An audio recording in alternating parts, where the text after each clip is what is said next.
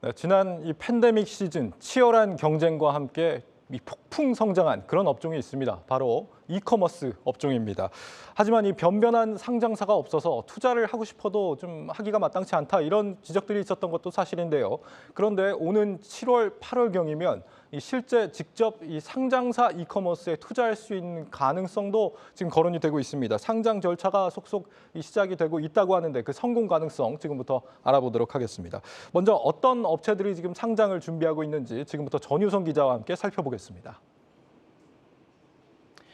이커머스 업체들 가운데 올해 IPO를 추진하는 곳은 컬리와 SSG닷컴, 오아시스마켓입니다. 이들 세 업체 눈에 띄는 공통점은 가파른 성장세입니다. 매출을 보겠습니다.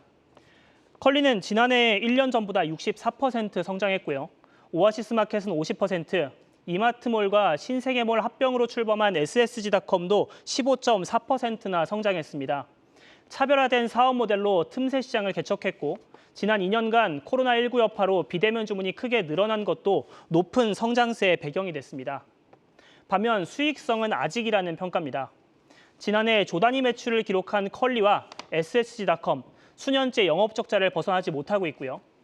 유일하게 흑자를 이어가고 있는 오아시스마켓도 작년보다 흑자 폭이 크게 줄었습니다. 가파른 매출 성장세 속에서도 나아질 기미가 보이지 않는 수익성, 바로 이 부분이 IPO 과정에서 핵심 쟁점 중 하나입니다. 이들 기업들은 지금 이런 과정들을 필요한 적자라고 설명합니다. 매출이 늘어날수록 더 많은 물류센터 그리고 배송 인력을 확보해야 하는데 아직까지는 이를 늘려가는 과정이라는 평가입니다. IPO 역시 성과를 달성하는 단계가 아니라 사업 확장과 투자를 위한 시즌2의 시작이라고 하는데요. 하지만 일각에선 부정적 견해도 있는 게 사실입니다. 사업 모델 자체가 적자를 벗어나기 어려운 구조인데다 당연히 수조 원에 달하는 기업 가치에 대해서도 적정한 평가가 이뤄졌냐는 논란도 있습니다.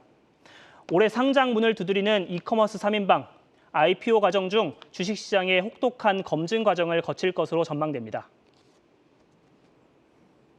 네, 유통산업 신선미 기자와 계속 이어가겠습니다. 신 기자, 국내 이커머스 1호 상장 과연 성공할 것인가? 이 나머지 이커머스들의 어떤 상장에 성패를 좌우하는 키워드일 수도 있어서 굉장히 좀 중요하게 봐야 될 과제입니다. 이 마켓컬리 상장에 대해서 지금 시장의 평가는 좀 어때요? 컬리는 이제 새벽 배송이라는 시장을 개척한 혁신 기업이다 이렇게 꼽히는데요. 주 타깃이 바로 직장 생활을 하는 40대 여성이었습니다. 이들이 식품 배송을 받기 좋은 시간, 이 식재료를 냉장고에 넣기 좋은 시간이 언제인가를 고민해서 바로 이제 새벽 배송을 내놓은 건데요. 네. 소비자들은 당연히 열광했죠. 그리고 컬리는 빠르게 성장을 했는데요. 지난해에는 충청권과 대구, 그리고 부산, 울산으로 새벽 배송 서비스 영역을 넓혔습니다. 이로써 전국 대도시 대부분 지역에서 이 새벽 배송 서비스를 이용할 수 있게 된 겁니다. 이 직장인 여성들은 왜 새벽 배송을 이렇게 선호를 했던 겁니까, 그동안? 어쩌다 보니 이제 퇴근을 하면서 식재료를 구매를 하는 겁니다. 그리고 그 다음 날 이제 식품들이 오는 건데 네. 출근하기 전에 새벽에 이 상품들이 들어오면 씻기 전에 바로 이 식재료를 냉장고에 넣고 출근을 할 수 있는 거죠. 어떻게 보면 식재료가 상한 거에 대해서 불안함이 있을 텐데 언제 배송이 오느냐에 따라서 그런데 이제 아침에 일어났을 때 이미 와 있다 이러면 안심하고 일도 할 수 있고 아이들의 밥도 만들어줄 수 있는 거죠. 그런 부분들이 여성들을 공략한 경쟁력이었군요. 틈새 공략에 성공한 네. 거다 이렇게 지금 볼 수 있습니다. 마켓컬리는 그래서인지 고객 네. 충성도가 굉장히 높다면서요. 재구매율이 75%나 된다고요? 네, 그게 다른 이커머스 3사랑 비교를 하면 3배 수준이다 이런 얘기도 나오는데요. 네. 이렇게 가능한 게 또 마켓컬리의 또 다른 강점인데 큐레이션 덕분입니다. 이제 박물관이나 미술관에 가면 큐레이터가 작품을 수집하거나 전시를 좀 하잖아요. 컬리도 이런 큐레이션이 있는데 70개의 평가 기준이 있습니다. 그 엄격한 기준을 통과한 상품만을 이렇게 판매를 하는데요. 김슬아 대표가 직접 이 통과된 제품들을 맛보고 관리를 합니다. 그렇게 하면서 다른 곳에선 팔지 않는 이런 독점 상품을 내놓게 되기도 하고 또 이제 홈페이지에는 이 식재료는 어떻게 나오게 됐는지, 어떤 농부가 기른 제품인지, 그리고 어떻게 요리하면 좀 더 맛있을지 이런 것들을 제안을 합니다. 그래서 같은 제품인데도 불구하고 컬리에서 팔면 더 맛있어 보이고 달라 보이고 이런 관리 능력 때문에 강력한 팬심을 만들어낸 겁니다. 이런 것도 굉장히 경쟁력이 될 수 그쵸. 있겠고 그렇다면 부정적인 평가는 어떤 겁니까? 쿠팡과 마찬가지인데요. 창업 후 흑자를 낸 적이 한 번도 없습니다. 네. 당연히 매출은 늘었습니다. 그런데 영업 적자도 같이 늘었죠. 지난해에만 2천억 원 원이 넘는 영업 손실을 기록했습니다. 그러니까 뭐 앞서 보니까 계획된 적자, 필요한 적자 뭐 이런 식으로 얘기를 하긴 네. 하던데요. 예.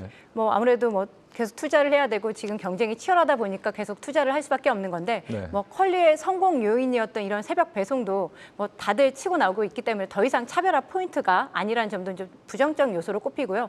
지금 뭐 사실 너나 할 것 없이 새벽 배송을 하고 있죠.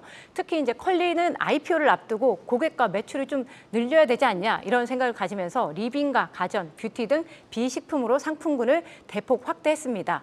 뭐 다양한 고객층을 만족시키기 위한 건데 오히려 그렇게 하다 보니까 이제 뭐 컬리만의 색깔을 잃어버렸다 이런 평가도 나옵니다.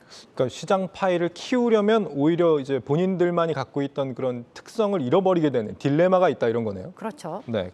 이 컬리 예상 지금 기업 가치가 얼마 정도 됩니까? 최소 4조에서 최대 7조 이렇게까지 4에서 나오는데 7조요? 예. 뭐 너무 큰 네, 격차입니다. 그렇죠. 뭐 4천 원도 아니고 7천 원도 아니고 네. 뭐 4조 7조면 너무 격차가 큰데 이 자체로도 기업 가치 산정의 시장이 얼마나 시선이 얼마나 엇갈리는지 알 수 있습니다. 우선 이제 긍정적으로 평가하는 쪽을 좀 봐야 될 것 같은데 이 새벽 배송이라는 시장을 개척한 이 창업주 김스라 대표에 대한 기대감과 신뢰가 굉장히 높습니다. 예. 그리고 이제 컬리 브랜드 가치도 높게 평가하고 있고요.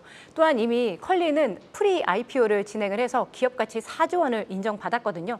때문에 그러면 4조 원보다 당연히 높아야 되는 거 아니냐. 그래서 최소 4조로 평가를 하고 있는데 네. 컬리의 상장 주관사 중 한 곳이죠. NH투자증권의 인터뷰 들어보시죠. 하나부터 열까지 직접 챙기고 그때 대단히 뛰어난 분이라고 생각을 하고 있습니다. 작년 말에 이제 뭐 투자를 받은 가격이 이제 뭐 4조 밸류로 투자를 받았어요. 그게 거의 이제 하방이 되지 않을까 뭐 이렇게 생각을 하고 있고요. 그 위로는 이제 시장 상황을 좀 지켜봐야 될 것 같습니다. 네, 이 창업주 대표의 어떤 능력을 좀 높게 봐서 좋게 보면 7조까지 간다라는 얘기인 거고, 그럼 부정적으로 보는 쪽은 왜 4조를 제시한 겁니까? 사실 4조도 높다. 이렇게 평가를 하고 있습니다. 예. 뭐 이마트, 신세계 되게 유명한 기업들이죠. 유통 공룡이기도 하고 이들 시가총액이 이마트는 4조 원이 안 되고요. 신세계는 2조 5천억 원 수준입니다. 예. 뭐 그리고 또 이제 컬리 같은 경우 커져가는 적자 폭을 감안한다면 기업 가치가 지나치게 높이 평가됐다 이런 의견이 나오고요. 기업 가치는 사실 현재든 미래든 결국 현금 흐름에 달렸죠. 영업 손실이 커지면 언제 현금 흐름을 창출할 수 있을지 실적 추정을 할 수도 없고 기업 가치 산정도 어렵습니다. 특히 컬리는 뭐 아직 식품 온라인 시장에서 절대적인 시장 점유율을 확보하지도 못한 상태인데요. 지속적으로 영업 적자가 확대되는 건 아무래도 상장 시 기업 가치 평가를 훼손시키는 요인이다. 이런 설명이 나옵니다. 그리고 지금 여기에 더해서 지금 상장 후에 초기 투자자들인 이 대규모 재무적 투자자들인가요? 이런 분들이 엑시트가 우려된다 이런 얘기가 있는데 이건 무슨 얘기입니까? 가장 큰 리스크 요인인데요. 지금 뭐 컬리의 2021년 감사 보고서를 한번 보면요. 네. 김스라 대표의 회사 지분이 5.75%에 불과합니다. 뭐 당연히 투자를 유치하다 보면서 김 대표의 지분이 희석됐고 외부 투자자 지분이 대거 확대된 건데요. 김 대표보다 지분이 많은 재무적 투자자들만 5곳입니다. 지금 뭐 그래프 보시면 너무 다양한 색깔로 투자자들이 많은 걸 확인할 수 있습니다. 오히려 김스라 대표의 지분이 어디 있는지 찾기가 어려울 정도인데 예. 이들 재무적 투자자들 뭐 5곳의 투자자들만 합쳐도 지분율이 50%가 넘습니다. 이들 재무적 투자자 그리고 언제든지 팔고 떠날 수 있는 미국, 홍콩 등의 외국계 펀드라는 점에서도 또 우려가 나오는 부분입니다. 그러면은 이 재무적 투자자들 바로 상장 후에 못 빠져나가게 이 보호 예수 같은 걸 좀 걸어놓으면 되는 거 아닌가요? 뭐 당연히 그런 장치를 할 겁니다. 그렇지만 이제 투자해도 괜찮냐라는 말이 나올 수밖에 없는 게 네. 뭐 일정 기간 걸어두더라도 언제든 매도 물량이 풀릴 수 있고 이미 그 사례가 또 있었습니다. 쿠팡인데요. 이제 지난해 상장을 했지만 쿠팡의 최대 주주인 일본 소프트뱅크 비전 펀드도 이미 2차례에 걸쳐서 지분을 내다 판 사례가 있습니다. 네. 그 금액이 3조 3천억 원어치 되고요. 2대 주주인 그린옥스 캐피털 파트너스 역시 5차례에 걸쳐 지분을 매각했는데 모두 6조 원 상당을 회수한 것으로 나타났습니다.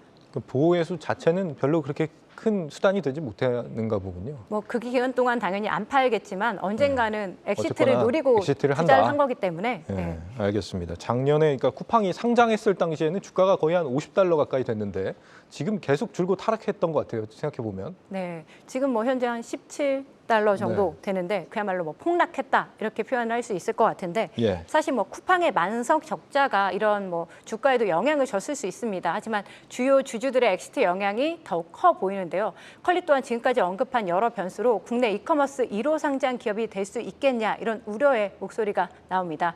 상장 규제를 완화한 거래소도 이 컬리 IPO를 앞두고 고민이 많아 보이는데요. 전효성 기자가 취재했습니다. 컬리는 이른바 K-유니콘 특례 상장 제도를 통해 상장을 시도합니다.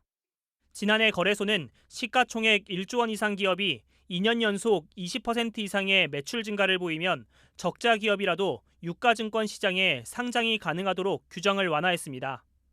쿠팡 같은 적자 유니콘 기업이 해외 거래소로 떠나는 것을 막기 위한 조치였습니다.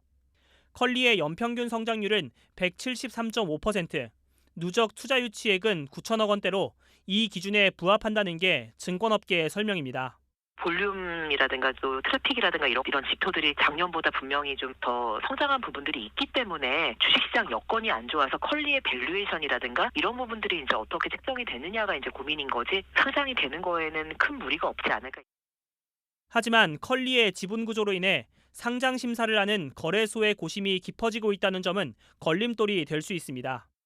컬리는 그동안 잇따라 투자 유치를 하면서 창업주인 김슬아 대표의 지분율은 현재 5%대로 떨어졌습니다.